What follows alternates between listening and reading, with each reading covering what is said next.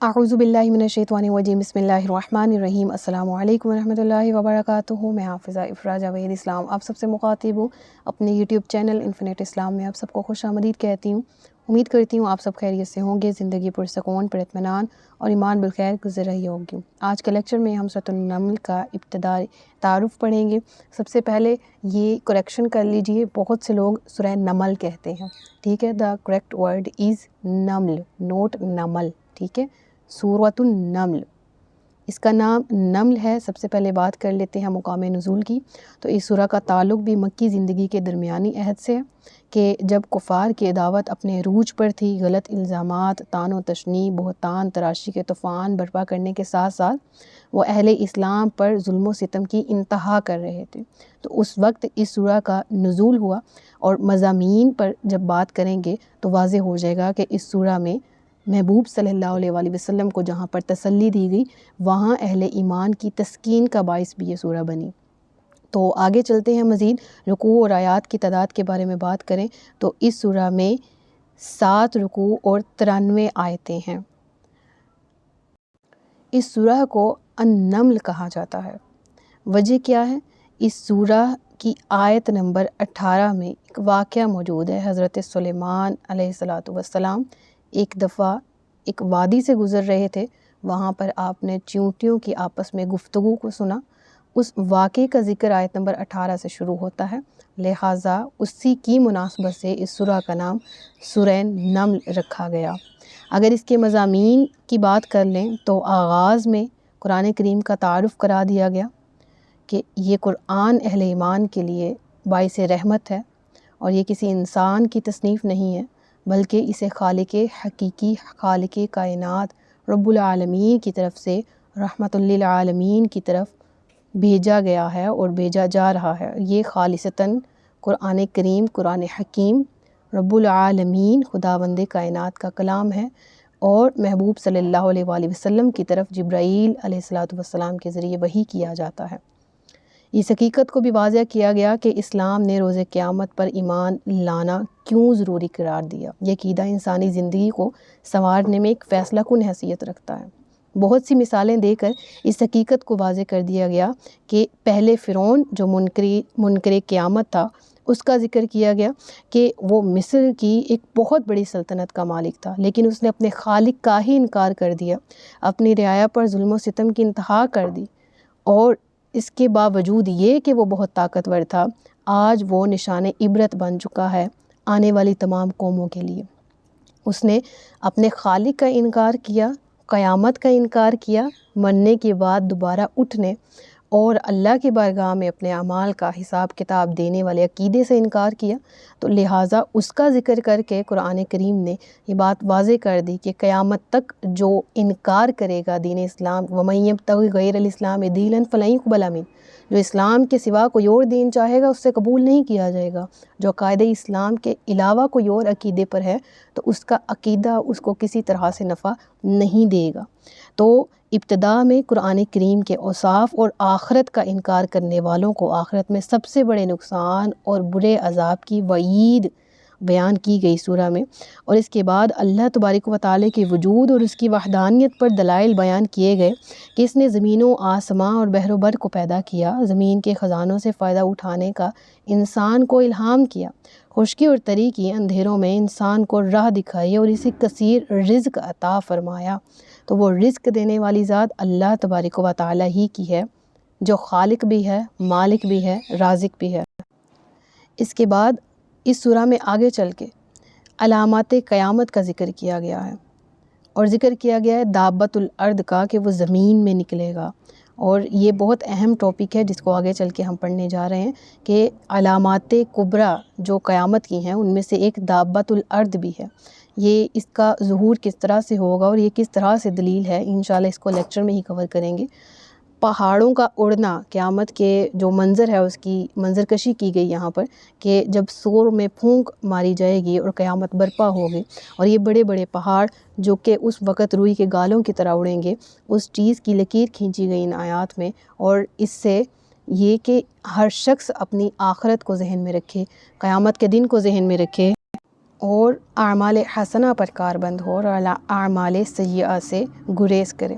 اس کے بعد اس سورہ میں جس طرح گزشتہ سورہ میں اقوام کا ذکر ہوا نا، قوم عاد کا، قوم سمود کا وغیرہ وغیرہ، تو اس سورہ میں بھی قوم سمود، قوم لوط کے حالات بیان کر کے اس حقیقت کو واضح کر دیا گیا کہ جس سوسائٹی میں قرآن کریم اور جس طرح پہلی امتیں تھیں ان میں جو پیغامان ربی نازل ہوتے رہے، جس سوسائٹی میں آخرت پر ایمان نہیں ہوتا، اللہ کے پیغامات کو جھٹلایا جاتا ہے، وہاں انفرادی اور اجتماعی کردار ان غلاظتوں سے آلودہ ہو جاتے ہیں ہر شخص کے، کہ جس کے تصور سے انسان کا دم گھٹنے لگتا ہے اور انسان کردار کی پستی کا شکار ہو جاتا ہے، بدحالی کا شکار ہو جاتا ہے۔ انفرادی طور پر جب ایک انسان بگڑتا ہے تو وہ معاشرت کو بگاڑتا ہے، اور اجتماعی طور پر جو کوئی قوم گناہوں میں مبتلا ہو جائے تو پھر اس قوم کا انجام کیا ہوتا ہے، اس کا ذکر ان صورتوں میں کیا گیا۔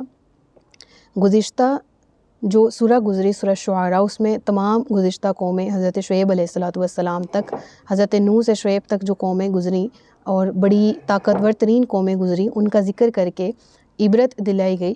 یہاں پر اس سورہ میں بھی ان قوموں کا ذکر تو ہے، لیکن اس کے ساتھ ایڈیشنلی حضرت داؤد علیہ السلام اور حضرت سلیمان علیہ السلام کا ذکر موجود ہے۔ سیدنا سلیمان علیہ السلام کی سیرت کا ذکر موجود ہے کہ آپ کی سلطنت کی حدیں فرعونی مملکت سے کہیں زیادہ وسیع تھی۔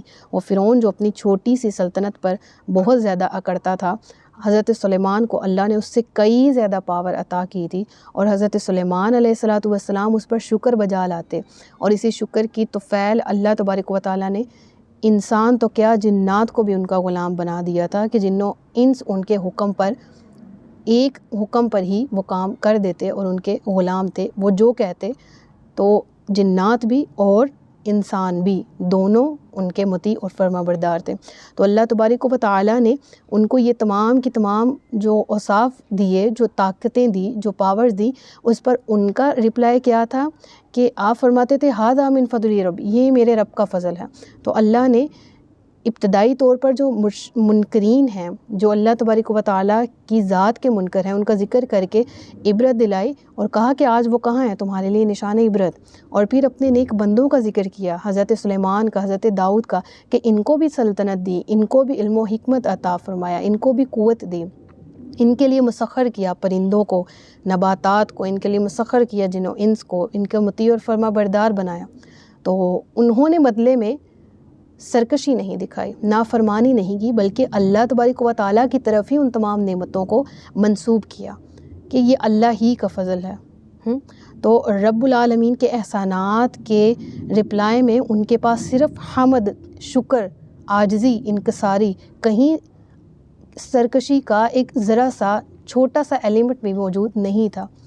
تو ان کی جو زندگی ہے وہ ہمارے لیے کس طرح سے اسوہ حسنہ ہے، کس طرح سے اسوہ کامل ہے پیغمبروں کی زندگی، اس کا ذکر اس سورہ میں موجود ہے، اور یہ چیز ہمیں درس دیتی ہے کہ پاور کا آ جانا دیٹ نوٹ مینس کہ اب ہم خوشحالی پر ہیں۔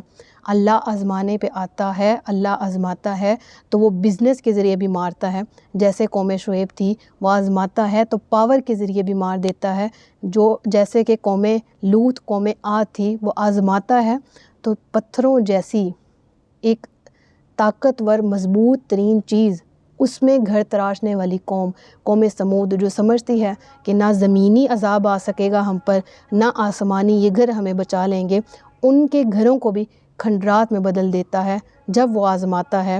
تو وہ چیزیں جو دی گئی ہوتی ہیں ان کے شکر نہ کرنے پر، ان کی وجہ سے ہی تکبر پہ مبتلا ہونے پر، انہی چیزوں کو ان شخصوں کے لیے باعث وبال بنا دیتا ہے۔ تو اللہ نے نعمتیں دی انبیاء کو بھی، اللہ نے نعمتیں دی دوسرے لوگوں کو بھی۔ جنہوں نے سرکشی کی تو وہ قارون بھی تھا کہ جس کے پاس اتنا خزانہ تھا کہ اس کی چابیاں اونٹوں پر لادی جاتی تو اونٹوں کی تعداد بھی کاؤنٹ نہیں ہوتی تھی، تو اس کا خزانہ اس سمے زمین میں دھنسا دیا گیا۔ اور بات کریں فرعون کی، بات کریں نمرود کی، تو یہ وہ لوگ ہیں جن کو نعمتیں دی گئیں جنہوں نے قدر نہیں کی۔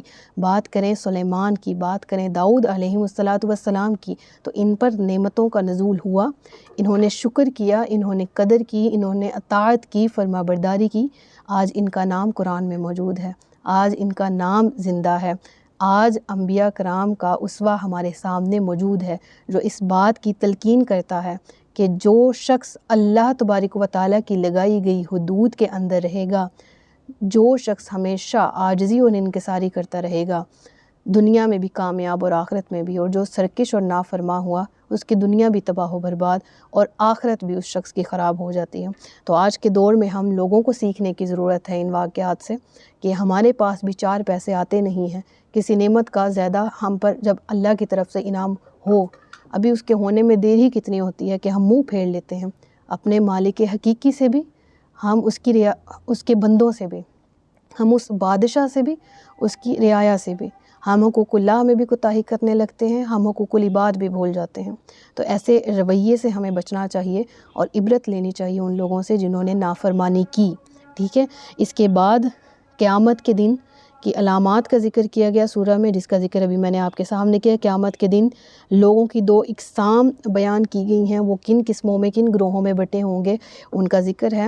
نبی پاک صلی اللہ علیہ وآلہ وسلم کو اس سورہ میں تسلی دی گئی، ان الفاظ کا ذکر ہے گزشتہ قوموں کے حالات اور واقعات بیان کر کے اہل ایمان کے لیے یہ آیات، یہ واقعات باعث تقویت، باعث ہمت بنے، ان چیزوں کا ذکر ہے۔ اس سمے دیگر بہت سے مفہوم ہیں، انشاءاللہ بہت سے مضامین ہیں، ان کو کور کریں گے۔ اس سورہ کی جو ٹرانسلیشن ہے، تفسیر ہے، ان لیکچرز کے دوران اگر سورہ شعراء سے اس سورہ کی مناسبت اگر ہم پڑھیں تو ان دونوں صورتوں کی ابتدا میں قرآن کریم کا وصف بیان کیا گیا ہے۔ تو ایک مناسبت تو یہ ہے کہ سورہ شعراء کی بھی جو آغاز ہے وہ اللہ تبارک و تعالیٰ کے کلام یعنی قرآن کریم کے وصف اس کے اوصاف میں ہے، اور اگر بات کریں سورہ شعراء کے بعد سورہ نمل کی تو اس کا آغاز بھی قرآن کریم کے اوصاف بیان کر کے کیا گیا۔